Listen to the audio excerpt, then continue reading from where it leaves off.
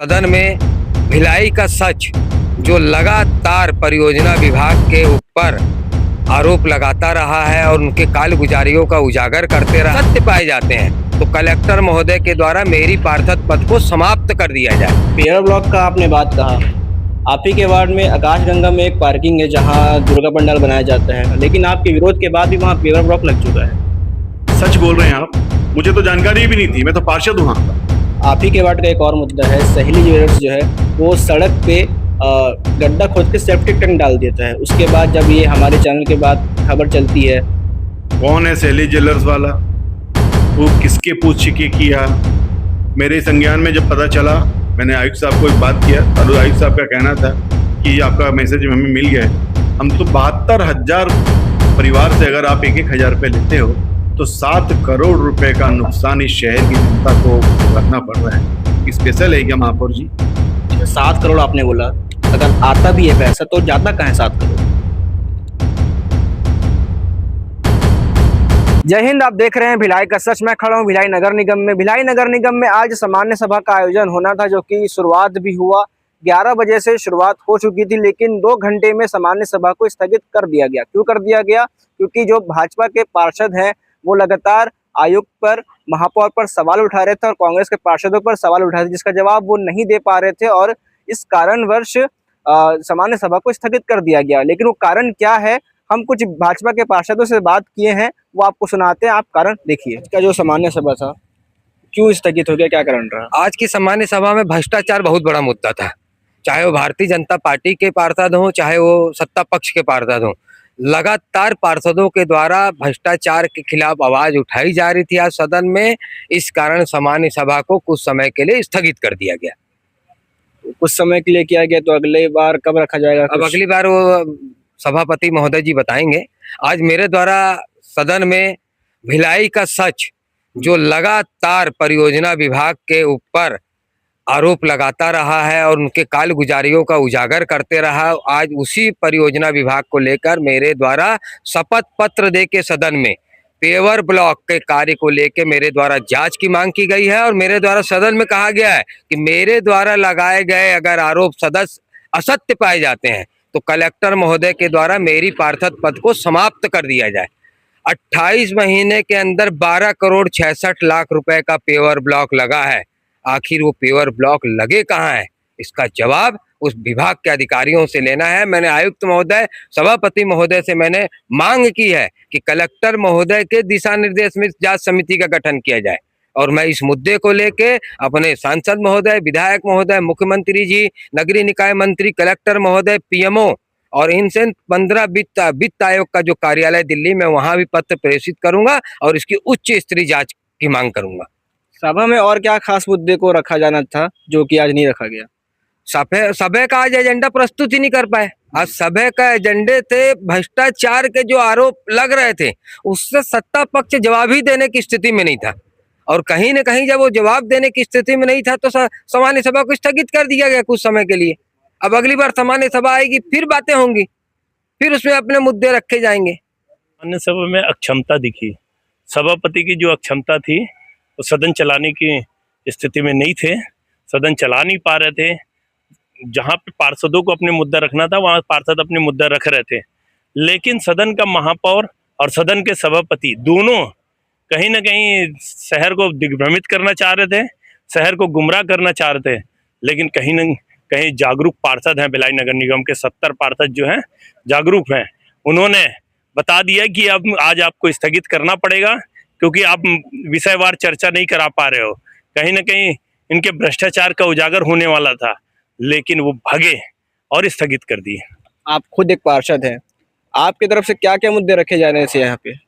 हम तो शहर के और वार्ड के हित में विषय रखते हैं, हर बार रखे हैं। जैसे आज मैं एक विषय रखा कि कुछ जमीनों पे समाज की जमीन को तोड़ा गया है। लोधी समाज, साहू समाज और देवांगन समाज की जमीन को तोड़ा गया है। वहाँ पे बाउंड्री वॉल था जो नगर निगम से, MIC से पास, सामान्य सभा से पास, कलेक्टर के माध्यम से 10 जगह से परमिशन लेने के बाद भी तोड़ा गया है बिना NOC दिए। उसमें कमिश्नर साहब ने स्वीकार किया कि हमारे से ये गलती हुई कि हमने नोटिस नहीं दिया, तो वो स्वीकार करना पड़ा वहाँ पे। इस प्रकार से हमने मुद्दा रखा अपने वार्ड के तालाब के मुद्दा और ये अन्य अन्य विषयों को लेकर हमारे विषय पे चर्चा की हमने। नेता प्रतिपक्ष भोजराज सिन्हा जी हमारे साथ है। आज की जो सामान्य सभा थी स्थगित होने का कारण क्या था?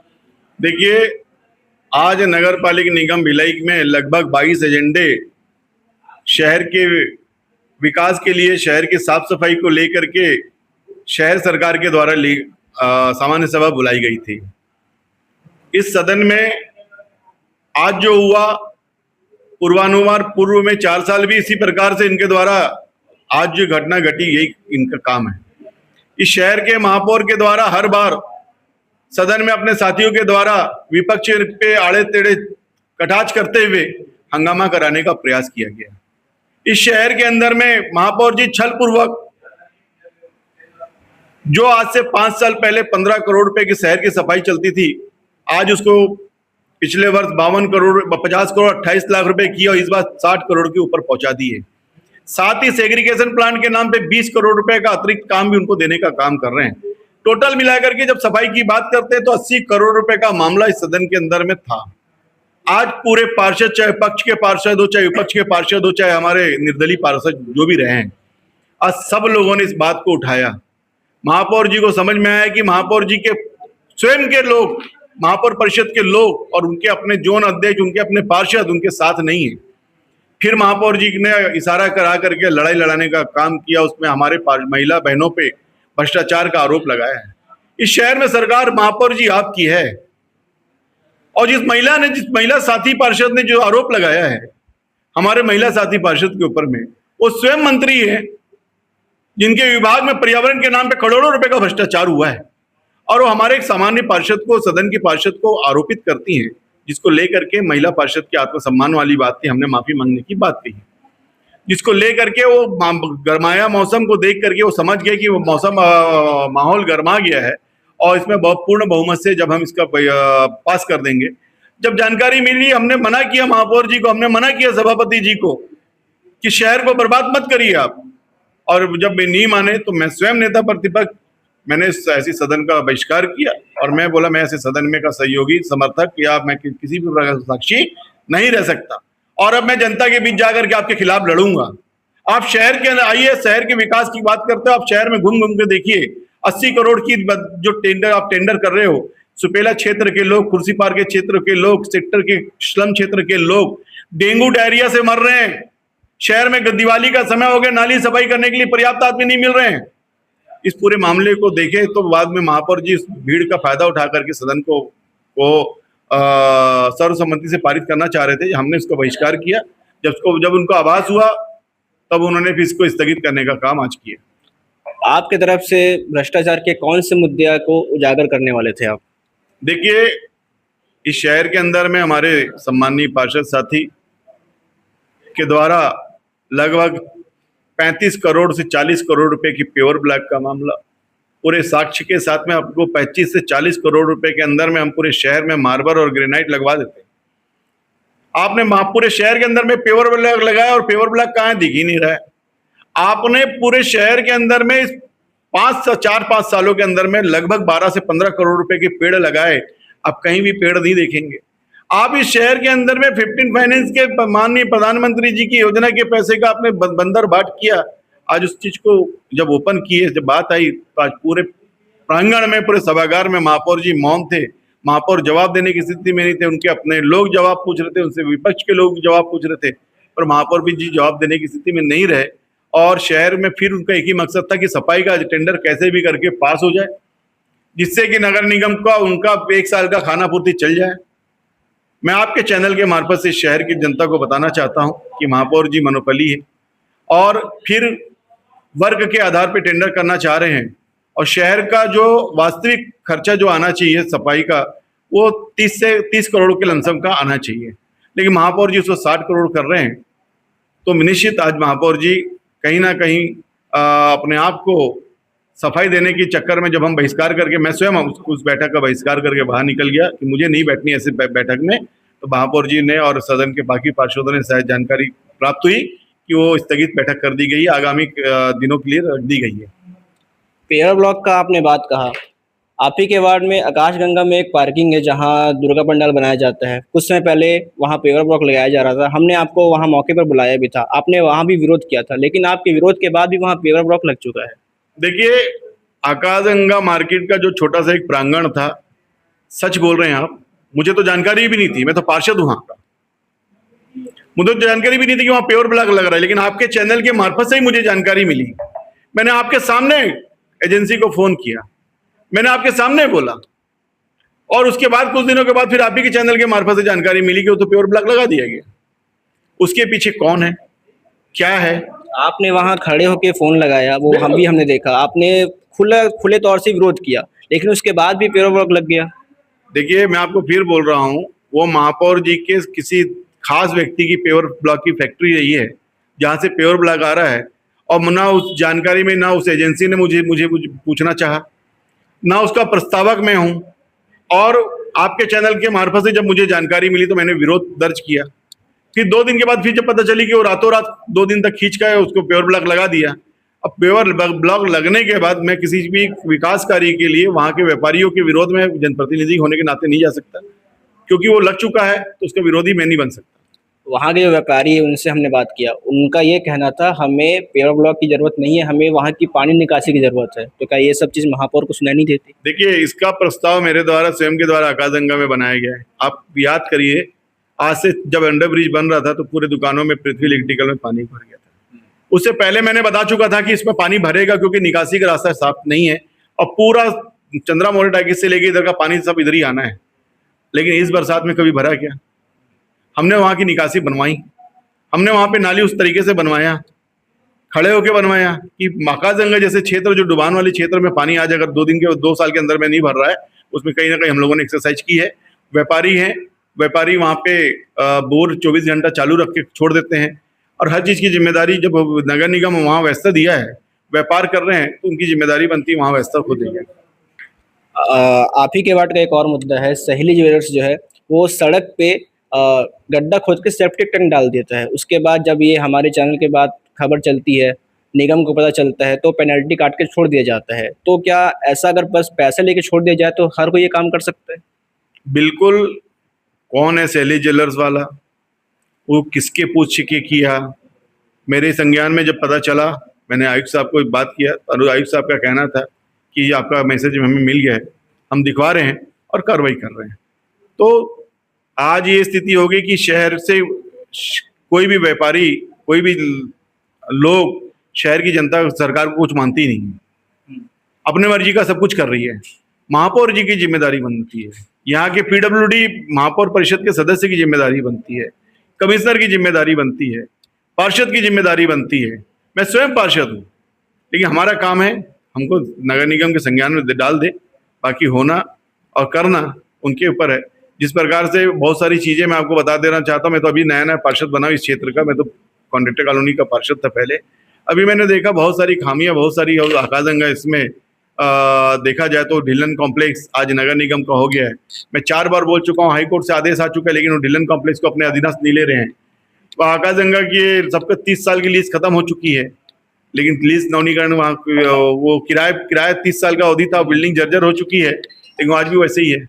हमारे काम में मांग करते हैं जनप्रतिनिधि होने के नाते, और बाकी काम जो भी है शहर सरकार की जिम्मेदारी है, उनकी जिम्मेदारी को करते हैं। संपत्ति कर में भी बवाल देखने को मिल रहा है, जितना संपत्ति कर आता है उतना ही पैनल चार्ज लगाया जाता है, तो इस पर आप क्या कहते हैं?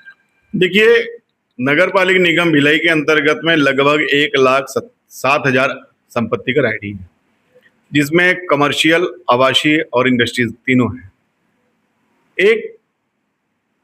किसी भी एक विभाग में या किसी खात ऐसा योजना के तहत में या किसी भी संपत्ति कर में किसी भी प्रकार का अगर अधिभार आप लगाओगे तो एक प्रकार का अधिभार लगाओगे। आर्थिक दंड जो भी लगाओगे, दंड अगर लगाने का आरोप होगा, तो अगर मान लो कोई अपराध हुआ तो उसकी एक ही सजा, एक अपराध, एक अधिनियम की एक ही सजा मिलेगी ना।